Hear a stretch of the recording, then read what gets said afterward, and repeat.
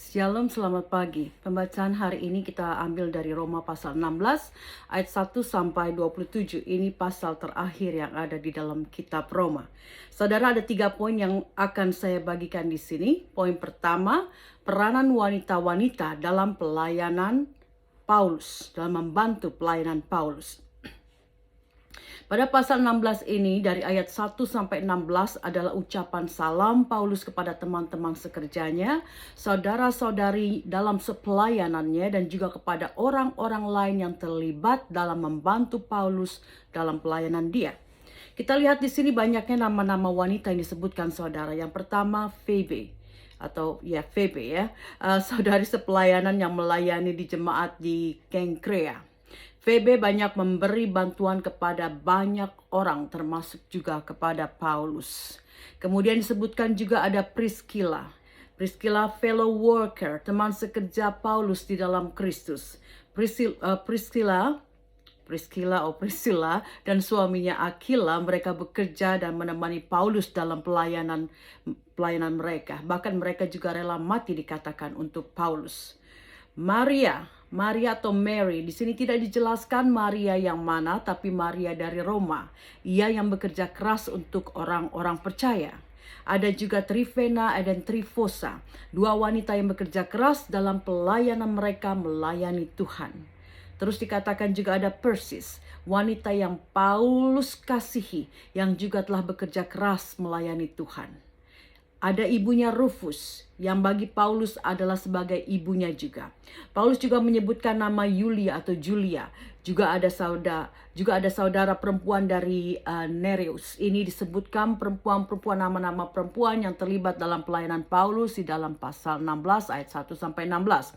Saudara, kita lihat di sini banyak wanita yang ikut ambil alih dan ikut serta dalam pelayanan Paulus. Jadi pelayanan kepada Yesus bukan cuma milik laki-laki, saudara. Sejak awal pemberitaan Injil, peranan wanita sudah terlihat dan diakui. Jadi dalam zaman sekarang ini, kalau ada orang yang tidak suka atau mencibir tentang adanya pemimpin-pemimpin wanita dalam gereja atau dalam pelayanan Tuhan, mari kita doakan mereka. Tuhan bisa pakai wanita sama seperti pria untuk menjadi pastor, pendeta, penginjil, jenderal dalam Tuhan, ya, rasul atau nabi dan sebagainya. Kita tahu dalam perjanjian lama juga sudah ada nabi-nabi wanita seperti Miriam, Deborah dan Hulda. Ya, jadi kalau saat ini pun ada wanita-wanita yang Tuhan pakai luar biasa, yang patut mendapat titel nabi, kita ucap syukur dan kita doakan mereka. Kita tahu dalam sejarah perjanjian lama, perjanjian baru, keterlibatan wanita dalam pelayanan, dalam melayani Yesus, dalam mengabarkan Injil. Jadi jangan kita remehkan wanita yang melayani sebagai pelayan-pelayan Tuhan saat ini. Gereja Tuhan sedang bangkit, sedang berkembang secara cepat dan secara meluas saat ini, saudara. Mengingat kedatangan Tuhan yang semakin mendekat. Karena itu, saudara, mari kita dukung. Mari kita dukung pemberita-pemberita iman, pelayan-pelayan Tuhan. Baik mereka laki-laki, terutama yang perempuan. Ya, jangan kita remehkan mereka. Akan lebih banyak lagi, saudara, wanita-wanita yang Tuhan pakai untuk kemuliaannya. Saudara, di Perth sendiri saya sudah melihat banyak wanita yang Tuhan sudah dan sedang pakai untuk kebangunan rohani di kota Perth. Mari kita doakan para wanita yang melayani di dalam Tuhan. Boleh saya katakan saya kagum dengan para wanita yang melayani di dalam Tuhan. Karena beban mereka lebih banyak daripada pria, saudara. Wanita harus urus pekerjaan rumah, ya, masak, nyuci, bersih-bersih, urus tanaman, urus pet kalau mereka punya binatang piaraan dan lain-lain. Wanita juga urus anak-anak, homework mereka, kegiatan atau aktivitas mereka setelah sekolah, urusan dengan sekolah dan lain-lain. Saya sebagai wanita, saya melakukan dan saya tahu, ya, begitu banyak yang harus kita lakukan sebagai wanita di dalam kehidupan rumah tangga, urus anak-anak, urus keuangan dan sebagainya, dan juga urusan dapur, ya. Saudara, urusan dapur aja ini udah repot buat wanita karena tiap hari harus harus bisa mengatur menu, ya. Nggak mungkin setiap hari kita masak yang sama, nanti pada ngomel seisi rumah gitu, ya. Jadi begitu banyak pekerjaan yang harus dilakukan di rumah dengan anak-anak bagi seorang wanita. Jadi untuk menjadi pelayan Tuhan itu bagi seorang wanita sangat luar biasa. Karena dengan semua kesibukan dan tanggung jawab yang seperti itu saudara, seorang wanita bagaimana bisa membagi waktu dan tenaga untuk melayani Tuhan. Tapi kalau mereka mampu melakukan itu, luar biasa saya katakan. Luar biasa bagi mereka untuk bisa membagi waktu dan tenaga untuk melayani Tuhan. Untuk fokus pada pemberitaan Injil, untuk menginjili, untuk berdoa buat orang lain, atau juga untuk melakukan kegiatan-kegiatan yang berhubungan dengan pelayanan mereka. Ini adalah suatu anugerah yang luar biasa. Puji Tuhan. Tuhan menjadikan wanita sebagai makhluk yang multitasking. Dia bisa melakukan apa saja. Tidak gampang saudara. Dari dapur, dari urusan anak-anak dan lain-lain, wanita harus switch, memutar otaknya atau fokusnya ke firman atau ke pelayanan. Lain halnya dengan laki-laki yang melayani ya. Mereka akan lebih banyak waktu dan tenaga untuk fokus kepada pelayanan mereka. Karena ada istri yang membantu dalam urusan rumah tangga dan anak-anak. Jadi berbahagialah dan bermegahlah kita-kita wanita yang Tuhan panggil untuk melayani. Haleluya. Poin kedua saudara, peringatan untuk menghindari orang-orang yang memecah belah. Ayat 17-18 mengatakan, tetapi aku menasihatkan kamu saudara-saudara, supaya kamu waspada terhadap mereka yang bertentangan dengan pengajaran yang telah kamu terima, menimbulkan perpecahan dan godaan. Sebab itu hindarilah mereka. Sebab orang-orang demikian tidak melayani Kristus Tuhan kita, tetapi melayani perut mereka sendiri. Dan dengan kata-kata mereka yang muluk-muluk dan bahasa mereka yang manis, mereka menipu mereka yang tulus hati. Saudara, setan bisa memakai pengajar-pengajar palsu untuk membelokkan kebenaran Injil. Kita diingatkan untuk berhati-hati terhadap guru-guru atau pengajar-pengajar palsu ini. Sekarang ini saudara, banyak pembicara-pembicara di YouTube yang berbicara tentang kekristenan. Kita harus memiliki hikmat dan pengetahuan tentang Injil Kristus, supaya kita tidak terjerumus pada pengajaran yang salah atau sesat.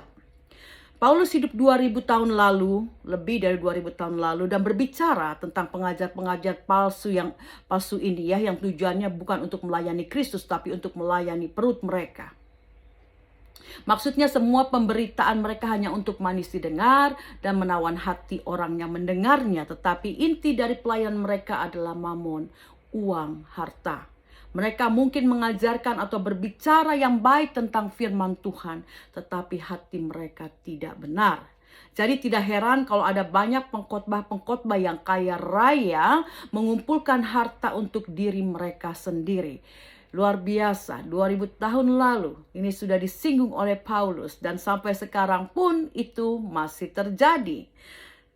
Tetapi di sini Paulus juga memuji rekan-rekan sekerjanya dan orang-orang Kristen yang taat. Dia mengatakan bahwa ketaatan mereka telah terdengar oleh semua orang. Rasul Paulus memberikan peringatan kepada mereka dan juga kepada kita saat ini untuk menjadi bijaksana dengan apa yang baik dan bersih dari segala sesuatu yang jahat. Jadi mari kita miliki hati yang bijaksana sehingga kita tahu manakah guru-guru yang benar, mana guru-guru yang palsu. Meskipun apa yang mereka beritakan sama saudara. Yang mereka beritakan sama tentang Injil Kristus Yesus misalnya. Tetapi dengan hikmat yang Tuhan berikan, engkau akan tahu orang ini melakukan pelayanannya untuk Tuhan atau untuk perut dan kantong mereka sendiri. Poin ketiga saudara, segala kemuliaan bagi Allah. Ayat 25 mengatakan Rasul Paulus memberikan kemuliaan bagi Allah. Karena oleh kuasa Allah pemberitaan Injil yang ia masyurkan tentang Yesus Kristus adalah sesuai dengan pernyataan rahasia yang didiamkan berabad-abad lamanya. Apa maksudnya? Berabad-abad lama di sini dalam bahasa Inggris saya baca since the world began. So sejak dunia dijadikan, rahasia ini sudah ada. Jadi Paulus memberitakan Yesus Kristus sesuai dengan pernyataan rahasia atau misteri yang ada sejak dunia dijadikan. Rahasia atau misteri ini adalah tentang kedatangan seorang juru selamat di dalam Tuhan Yesus Kristus yang telah dinubuatkan sejak awal kejadian dunia, juga dinubuatkan dalam perjanjian lama melalui nubuatan para nabi. Ayat ke-26, nubuatan tentang kedatangan Tuhan Yesus juga sudah dinubuatkan sejak awal dunia dan juga dengan nubuatan para nabi dalam perjanjian lama yang kemudian menjadi nyata dan diberitakan oleh Paulus kepada bangsa-bangsa untuk memimpin bangsa-bangsa kepada ketaatan di dalam Yesus Kristus. Nubuatan itu menjadi nyata di dalam perjanjian lama dengan hadirnya Tuhan Yesus Kristus, dan itulah yang diberitakan, yang dinyatakan Paulus kepada bangsa-bangsa. Tujuannya untuk memimpin bangsa-bangsa kepada ketaatan iman di dalam Tuhan Yesus Kristus. Ayat 27, Rasul Paulus mengakhiri suratnya kepada orang-orang percaya di Roma dengan ucapan syukurnya kepada Allah yang penuh hikmat. Segala kemuliaan bagi Allah melalui Tuhan Yesus Kristus untuk selama-lamanya. Betapa kita mengucap syukur saudara karena pemberitaan Injil yang Paulus lakukan. Banyak bangsa-bangsa yang mengenal nama Kristus pada waktu itu terus melanjutkan pemberitaan Injil. Martir-martir yang dulu-dulu sudah melakukannya selanjutnya membawa berita ini kepada nenek moyang kita. Sehingga berita keselamatan Injil atau berita Injil keselamatan di dalam Tuhan Yesus Kristus itu sampai juga kepada kita saat ini. Senjata kita sudah lengkap saudara untuk saat ini untuk memberitakan Injil Kristus. Kita sudah ada pegangan Alkitab dan pengajaran-pengajaran dan testimoni-testimoni atau kesaksian-kesaksian dari para rasul-rasul zaman perjanjian baru. Rasul Paulus tidak punya pada waktu itu banyak resources atau dia tidak banyak punya sumber daya atau alat bantu yang dapat dia gunakan dalam pelayanannya. Dia hanya punya Yesus dan Roh Kudus yang tinggal di dalam dia yang memampukan dia melakukan pelayanannya sampai mati sebagai martir. Dan seharusnya saudara, seharusnya buat kita akan lebih mudah bagi kita untuk melayani di zaman modern ini. Banyak sumber daya yang dapat kita gunakan untuk membantu pelayanan kita. Tentu saja yang terutama adalah memiliki roh Allah, Roh Kudus di dalam hidup kita. Memiliki hati yang dipimpin oleh roh. Mari kita selalu angkat puji syukur kita kepada Allah dan memuliakan Dia untuk Tuhan Yesus yang telah Allah berikan kepada kita. Oh haleluya, terpujilah Allah di dalam nama Tuhan Yesus Kristus. Amin.